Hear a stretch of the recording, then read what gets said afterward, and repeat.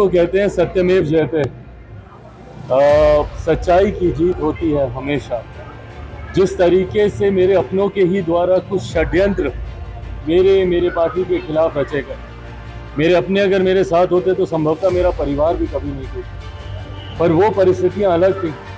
मैं ये मानता हूं कि व्यक्ति नहीं समय बलवान होता है। मैं माननीय प्रधानमंत्री जी का शुक्रगुजार हूं और मैं आज भी तो देश के नेता हैं, बड़े नेता हैं, लेकिन हमारे पार्टी के साथ और व्यक्तिगत रूप से हमारे साथ नाइंसाफी हुई। नमस्कार, मैं प्रांशी राठौर और आप देख रहे हैं नेक्स्ट 9 न्यूज। स्वागत है आपका हमारे खास प्रोग्राम सियासी सच में, जिसमें आज एक बार फिर से आपको जानकारी देंगे बिहार की सियासत के बारे में।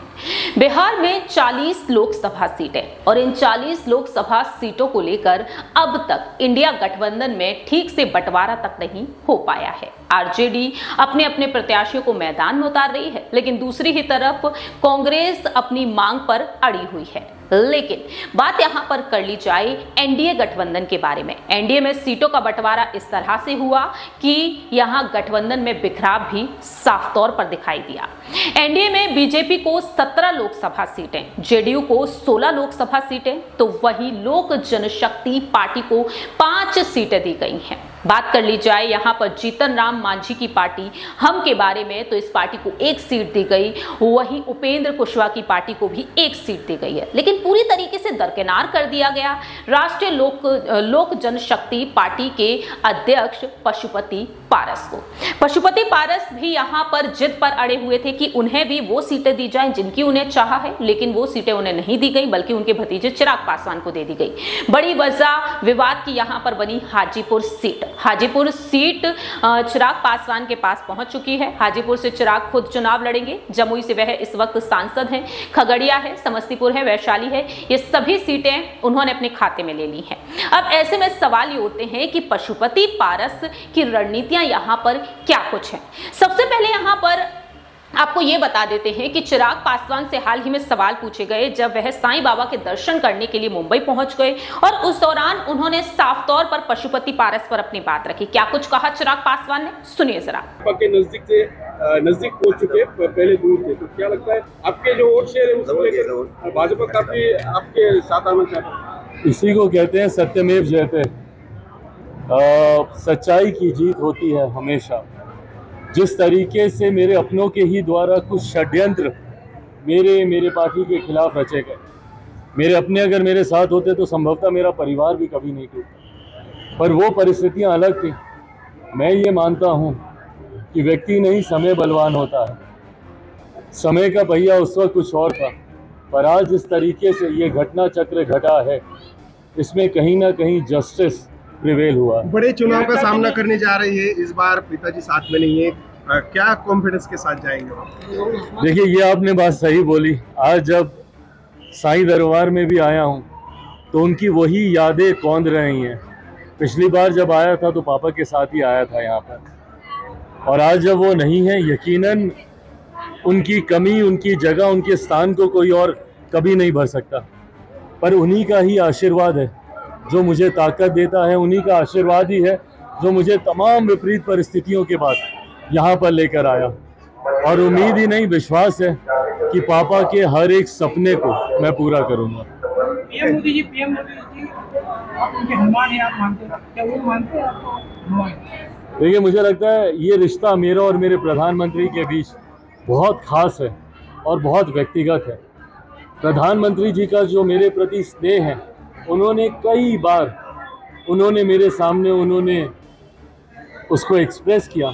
मुझे नहीं लगता बहुत ज़्यादा सार्वजनिक तौर पे मेरे प्रधानमंत्री अपनी भावनाओं को प्रकट करते हैं, पर कुछ समय पहले एनडीए की बैठक में जिस तरीके से उन्होंने मुझे गले लगाया और समय समय पर जब ज़रूरत पड़ी उन्होंने मेरा संरक्षण किया, और आज इस गठबंधन में मात्र एक सांसद की पार्टी होने के बावजूद जो उन्होंने मुझे सम्मान दिया, ये कहीं ना कहीं हमारे उस रिश्ते को और मजबूत करता है। राजनीति में जाता हूँ बिहार में भी कहीं दिखाई दे रहे हैं। बिल्कुल दिखाई दे रही है, यहाँ पर भी दिखाई दी, वहाँ पर भी दिखाई दे रही है। पर मैं बार बार इसी बात को कहता हूँ, जिनके साथ जनता है और जो सच के साथ है, उनको कभी कोई भी झुका नहीं सकता। क्षणिक भर के लिए संभवतः कठिनाइयाँ आती हैं, पर अंतोगत्वा जीत हमेशा सत्य की होती है। मेरे घर के बड़ों को ही ये फैसला करना है। पापा के जाने के बाद घर के सबसे बड़े वही हैं। उस वक्त परिवार से अलग होने का, मुझे पार्टी से अलग करने का फैसला भी उन्हीं का था। आज साथ आते हैं या नहीं आते हैं, ये फैसला पुनः परिवार के बड़े होने के नाते। आपने सुना कि चिराग पासवान ने जिस तरह से वहां पर अपनी बात रखी थी, लेकिन दूसरी ही तरफ अपने एक इंटरव्यू में भी उन्होंने साफ तौर पर कहा, दर्द को एक तरीके से वह बयां करते हुए नजर आए, अपने पिता को याद करते हुए नजर आए जो आज हमारे बीच नहीं है, यानी कि रामविलास पासवान, जिन्होंने इस पार्टी को स्थापित किया। वह अपने पिता को याद करते हुए साफ तौर पर कहे कि पिता के जाने के बाद परिवार के मुखिया पशुपति पारस थे, यानी कि उनके चाचा थे। जिस तरह से विपरीत परिस्थितियों में भी उनके पिता यानी कि रामविलास पासवान ने परिवार और पार्टी को एकजुट रखा। पिता के जाने के बाद उसी जिम्मेदारी को चाचा जी को निभाना था, लेकिन ऐसा नहीं हुआ। यानी कि चिराग पासवान यहां पर साफ तौर पर कहते हुए नजर आए कि मेरे पिता की जो जिम्मेदारियां थी, जो आपका फर्ज बनता था, वो आपने निभाया ही नहीं। और आज के समय में देखा जाए तो किस तरीके से चाचा भतीजे आमने सामने खड़े हुए हैं। आपको ये भी जानकारी दे दें कि चिराग पासवान ने यहां पर ये बातें तो कही, लेकिन 2021 में देखने को मिला, 2020 में रामविलास पासवान इस दुनिया को अलविदा कहकर चले गए और 2021 में ये पार्टी बिखर गई। चिराग पासवान को साइडलाइन कर दिया गया, लेकिन चिराग पासवान बीजेपी आलाकमान के संपर्क में बने रहे, बीजेपी से जुड़े रहे और शायद यही बड़ी वजह है कि उन्हें 5 सीटें दे दी गई। अब यहां पर अहम रणनीति बना रहे हैं पशुपति पारस कि वह भी अपने कार्यकर्ताओं के साथ रणनीति बनाकर बैठे हैं और चुनावी मैदान में वह भी अपने प्रत्याशियों को अब उतारेंगे। इस पर हमने राय ली है अपने सहयोगी की कि आखिरकार वो क्या कुछ कहते हैं, सुनिए जरा। भी नजर आए, लेकिन इन सब के बावजूद जो हशर उनका था, जो पार्टी का हशर उनका था, उसको देखकर कोई भी ये नहीं कह रहा था कि भाई चिराग पासवान को आखिर बीजेपी इतनी मेहरबानी करेगी कि उनको 5 सीटों पर चुनाव लड़ने का मौका देगी। वहीं पशुपति पारस को एक भी सीट ना देना, इसका मतलब ये था कि पूरी तरह से बीजेपी ने ये ठान लिया था कि अब हमें पशुपति पारस या चिराग पासवान में से कोई एक चाहिए। तो उन्होंने चिराग पासवान पर दाव लगा दिया और पशुपति पारस जो है अपने भतीजे से इस लड़ाई में हार गए। लेकिन अब उनका अगला कदम क्या होने वाला है? क्या वो अकेले चुनाव में जाने वाले हैं या फिर इंडिया गठबंधन की तरफ जो रुख उनका लग रहा है उस तरफ जाने वाले हैं? क्योंकि अब प्रत्याशी भी उनके पास इतने बड़े नाम के है नहीं कि उनके दम पर वो चुनाव में जा सके। तो ऐसे में पशुपति पारस को लेकर तमाम तरह की चर्चाएं चल रही है प्रांशी की वाकई क्या वो अब राजनीतिक हाशिए पर कहीं ना कहीं नजर आते हैं या फिर इंडिया गठबंधन की तरफ से कहा जाए कि उनको यहां से चुनाव में उतारने का मौका दिया जाएगा। लेकिन वो भी कितनी सीटों पर? क्या जैसा सुनने में आ रहा है कि लगभग 4 से 5 सीटों की मांग जो है वो पशुपति पारस कर रहे हैं इंडिया गठबंधन से, और इंडिया गठबंधन की तरफ से उनको 2 से 3 सीटें देने का ऑफर है। तो यहाँ पर आप ये मानकर चलिए कि बड़े कश्मकश के दौर से जो पशुपति पारस हैं वो इस समय गुजरते हुए नजर आ रहे हैं। देखिए, जिस तरह से पशुपति पारस एक बेहद बुरे दौर से भी कहा जा सकता है गुजरते हुए नजर आ रहे हैं, ऐसे में पशुपति पारस बिल्कुल पीछे भी नहीं है। आपको ये बता दें कि 2021 में उन्होंने जिस तरह से फैसला लिया, 2021 में लोक जनशक्ति पार्टी टूटती हुई नजर आई, 2 गुटों में एक तरीके से बट गई। 2020 में इस दुनिया को छोड़कर चले गए रामविलास पासवान, जिन्होंने इस पार्टी को स्थापित किया, और वहीं दूसरी ही तरफ अपने भाइयों को भी उन्होंने आगे बढ़ाया, जैसे कि रामचंद्र पासवान, वह भी आज हमारे बीच नहीं है। वहीं पशुपति पारस को भी उन्होंने आगे बढ़ाया, लेकिन किससे मालूम था कि उनके गुजर जाने के बाद उन्हीं के बेटे चिराग पासवान को अलग कर देंगे पशुपति पारस, और चिराग पासवान को उन्होंने हाशिए पर ले लिया, वह अलग हो गए।